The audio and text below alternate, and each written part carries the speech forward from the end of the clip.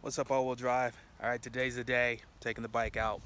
I'm out here in some of the most beautiful country you can imagine. California hills. It's a nice, brisk day, to say the least. It's really about 55, 60 degrees today. And so it's a good day to ride a bike. Temperatures are good, particularly for the air going into the bike. So it's pretty ideal. I'm pretty excited about it. But here's the focus of our content today. As you probably well know already, something I just recently picked up. Really excited about this bike. Had a chance to ride it up here, and it doesn't disappoint. I mean, just the way that it handles, the way that it does pretty much everything is just exactly what I was expecting from it. All the years that I, sort of dreamed about this bike. When I was in college, I had a Super Hawk 996, was pretty much a detuned version of this bike, and this was essentially the bike they used for racing, and did a lot of great things with it, won a lot of championships, and it's just now become a bit of an icon and a unicorn, if you will. I mean, most people see these bikes and they're just like, man, I would like to have that bike. So I've been fortunate enough to get one. Today we're gonna take a ride on it.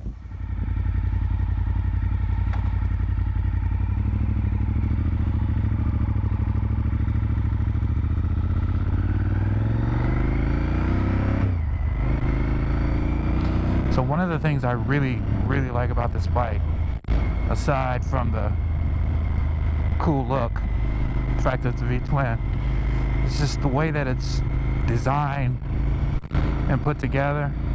I mean, everything about it works cohesively.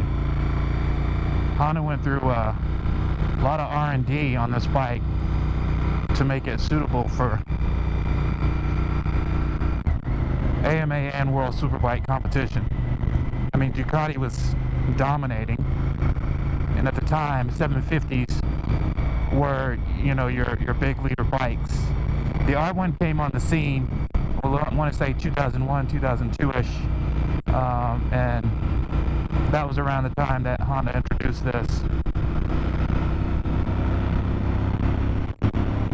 And it just works really well. I mean, the way that it handles, it's a heavier bike,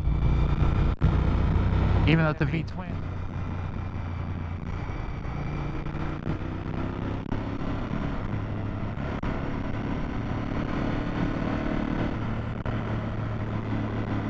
And but it manages it really well. And if you get it right, if you get all your inputs right, it's very satisfying. I mean, you're able to take it through corners really smooth and aggressively.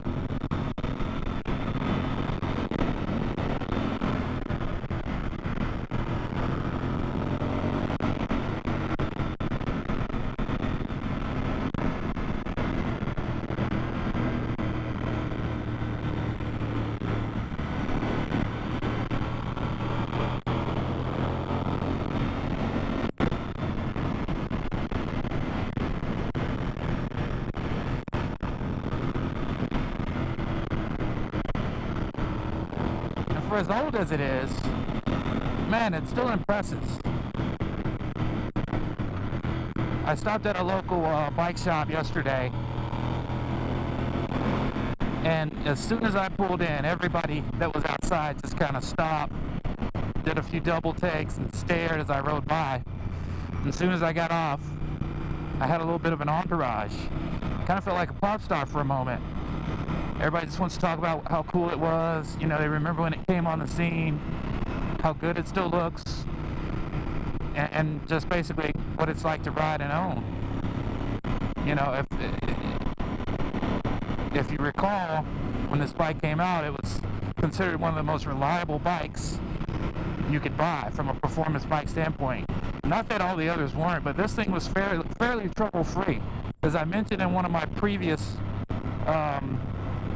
videos, the only thing that I've had to do to it, and that's just because time has elapsed and just became necessary, was put a fuel pressure regulator in. I got the mapping set up on it, and I got the idle just right, and it's been amazing, to say the least. it's just a lot of fun. I mean, for such an old bike in a day where everything's so modern and technical and light and aerodynamic and agile, this thing still thrills. I mean, I get on this bike and I'm not thinking about what it doesn't have. I mean, traction control, you know, once upon a time that was your throttle hand. You did all that with the right hand. So it's not like a huge departure to still have to do that.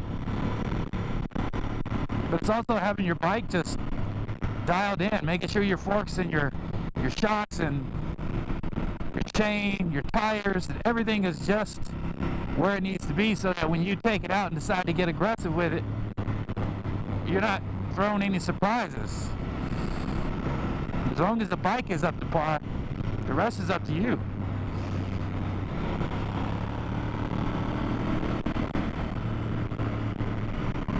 Fuel economy, I won't even talk about that. It's a V-twin, and it's a 2000, so we won't even get into fuel economy. That's not even worth the conversation right now. On most sport bikes, it's not. Even on my single line that I had, that thing was horrible. It was modern. You had all the modes. You could take it to rain mode, decrease the power. But I still could only get maybe 140 miles out of a tank. And it wasn't a huge tank, so that didn't help. But still, it's not what it was for. So I can't knock this bike, being as old as it is, for not having that consideration any greater than what the newest bike was that I own.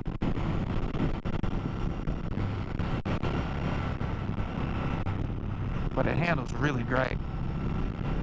It's got adjustable suspension, the manual kind. You gotta do it with a hand, which is fine.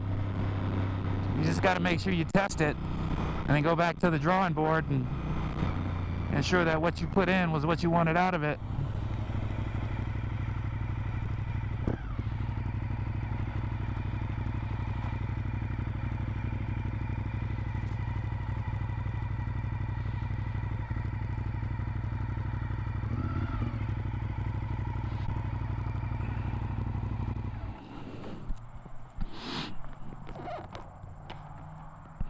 But overall, I'm thoroughly impressed. Very happy with it. I have no complaints, but the bike is great, man. I've got no reservations, no buyer's remorse. You can see how far I've gone on this tire today. I haven't gone too nuts, not quite to the edge. I've had it over pretty good, but again, it's still kind of a bit of a honeymoon for me with this thing. I haven't ridden it as much as I wanted to. I mean, it's been cold. I've got a family, so you know, it's not like I can just wake up every day and decide, hey, I'm gonna go for a 4-hour bike ride. So you gotta manage all that stuff. But again, for what it is, what I paid for it, which I won't disclose, but it'll blow your mind. I'm so happy to have this thing after all these years. It's everything I thought it would be, and then some. As I mentioned with the fuel pressure regulator replacement I had to do, everything seems to fire the way it should, and you know, the thing just, from the moment you let off the clutch and first, it just, you can feel it wanting to lunge. It pulls away in a way that you just kind of know it was built for one thing, to go forward, and to go forward really fast. And it does that really well. I mean, it'll jack the front wheel up so easily, which is, it's always pleasing, whether you're a wheelie person or not. It's something you definitely have to get to know the bike to do. But I think from just a gratification standpoint, you know, knowing that your bike can do it easily, that's always cool. Whether you're a wheelie person or not, knowing your bike will, you know, pull a wheelie without a lot of effort is just fantastic. And of course, V-twins, you know, there's an argument that, well, you don't have to be a good wheelie person to wheelie on a V-twin. Well, you kind of do, because it's so easy you could get it wrong. Just like if you have an inline 4, where a lot of them, particularly 600 cc's, you've got to give it a lot of throttle, you got to dump the clutch in a lot of cases, maneuver your weight. You could do a power wheelie on it if it's a really stout bike, a newer bike.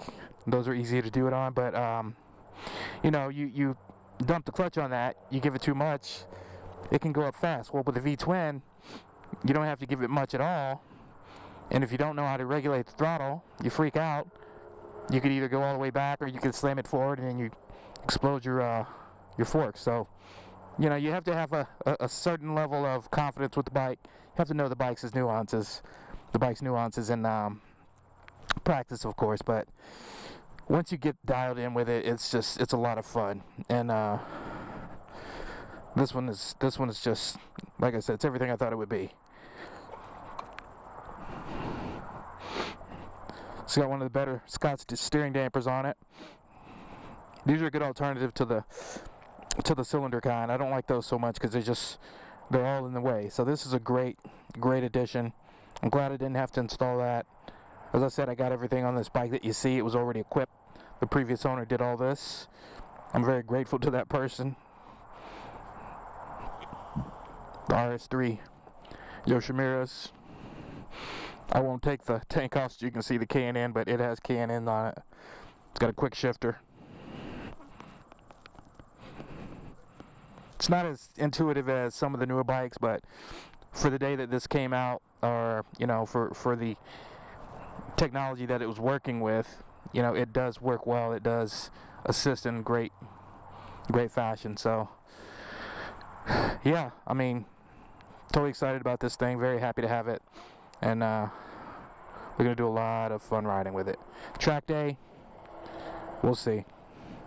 It's not immediately on my radar, but it's definitely something I'll think about. But I'm loving it. Alright guys, that's it. Hope you've enjoyed this, and stay tuned for more fun. I've got a lot of friends with bikes, so we'll be doing some other things there. And always more cars. Alright, share, like, keep your eyes open. We got more to come. All-wheel drive. Peace out.